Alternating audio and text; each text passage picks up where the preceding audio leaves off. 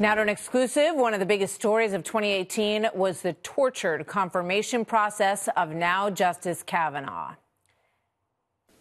I was pushed onto the bed, and Brett got on top of me. I believed he was going to rape me. I've never sexually assaulted anyone. Not in high school, not in college, not ever. The story has exclusively obtained tonight from Senator Susan Collins vile emails that she received when she became the deciding vote. Vicious callers trying to pressure and intimidate her at her office. Listen. If you vote for him, you are standing there feckless woman, standing there letting Trump and his appointees steal health care from millions of Americans, steal the right to choose what women do with their bodies. You are so naive. You will go down in history as the most naive person ever to be in Congress. You feckless, naive woman, made to make... That's enough. That's enough. You get the idea, right? We also now know that she was sent packages with notes that said that they contained ricin and anthrax to her home where she and her husband live in Maine. Thankfully, they did not. But that's what she was going through during those 48 to 72 hours that she was making up her mind. She told me today that she never once wavered as she went through that process. She thought it was interesting that people thought that that kind of message would dissuade her from doing what she felt was right in the end. Ben Shapiro is here to talk about that.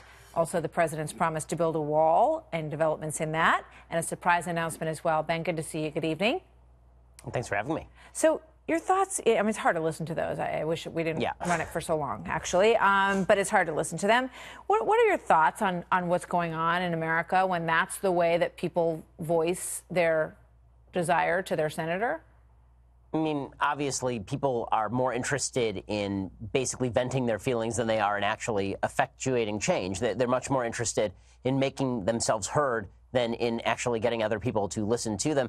And there's an obvious irony to all of these people calling up Susan Collins and basically slandering her as, in every conceivable way, a feckless woman using sexist slurs to rip her for supposedly being too sexist to listen to Christine Blasey Ford in the Kavanaugh hearings. I mean, all of it is absurd, but it speaks to, I think, a rising rage that Americans are feeling across the aisle. And I think that goes to a lack of social fabric. I think that we're coming apart at the seams in a lot of ways, and we're filling that with anger and political tribalism.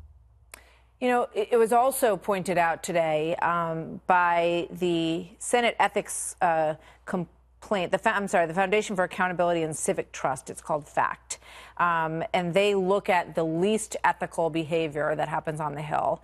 And they claimed, according to their look at all of this, that the two least ethical members of the Senate were Senators Warren and Harris, who both sent campaign fundraising emails before the Senate vote on the Supreme Court Justice Brett Kavanaugh. Specifically, those emails stated their official role and positions in the ongoing confirmation process, and then they said donate now and contribute, which is against the rules, Ben.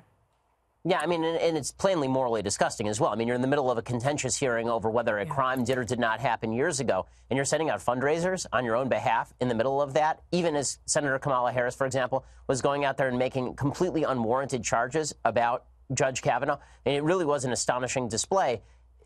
Politics has become blood sport for so many people these days, including the people who are in Congress. And let's be frank about this. Kamala Harris and Elizabeth Warren were doing this because they're both running for president in 2020. It had nothing to do with principle. It had nothing to do with decency. It had nothing to do with due process. It was a disgusting display from beginning to end. And Claire McCaskill says she thinks it's one of the reasons that she lost her race, the way that her party handled that whole process. I want to get your thoughts on the wall, because obviously this is central to what the president ran on. Securing the border. And at this point, we're hearing moments ago that it sounds like from Senator Shelby, basically they've reached a kick the can down the road agreement. I know that's a real shock. So it looks like they're going to deal with funding the government in the new year.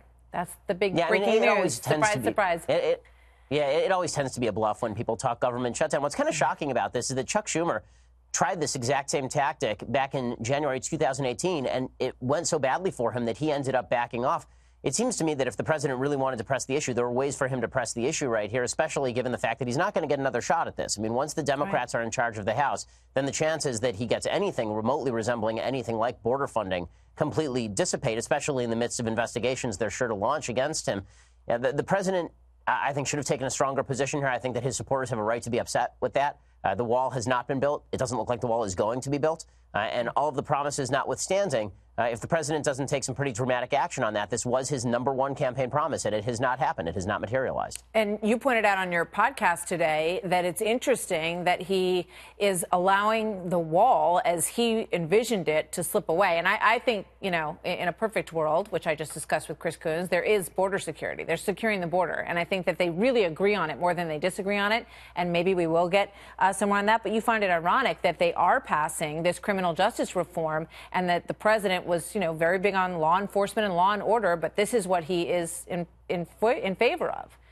I mean, it's definitely interesting that at the same time we're talking about not getting the funding for a border wall, we're talking about passing criminal justice reform, which, I mean, at the very least is controversial in how many criminals it's going to end up letting out of prison. Whether or not those people end up being safe on the streets is actually an open question and a matter of open debate inside the Republican caucus. It's definitely a bizarre move by President Trump. Maybe he's trying to reach out to the middle in preparation for 2020, or maybe this is just incoherence. Whatever it is, I think the president, he's been fond of using the bully pulpit in the past for particular things he cares about. It seems to me that if he cares about the wall, if he cares about border security, if he cares about law and order, then this would be a great time for him to get on the stump and talk about it.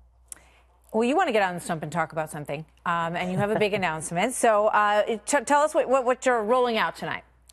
Yeah, so coming out in March, we have a brand new book. It's called The Right Side of History. And I'm really excited to share the cover with you. It's, I think, a really important book. It really is about the hole in our heart that's been left by the abandonment of Judeo-Christian values, as well as the basic concepts of reason in modern America, and how we're filling that with rage and anger and tribalism, and how we really need to create a new social fabric built around the eternal principles that are enshrined in the Constitution but have roots that are thousands of years older than that. How do you get them back?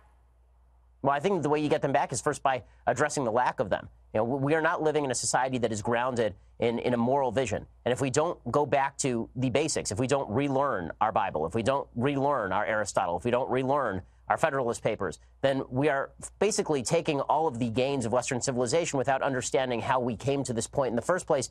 And then we're ripping away the roots of the tree that we are standing on a branch of. I mean, you do that, the tree's going to topple, and that's what we're seeing happening right now. So how, you know, I mean, you're a dad. How do you try to do that with your children?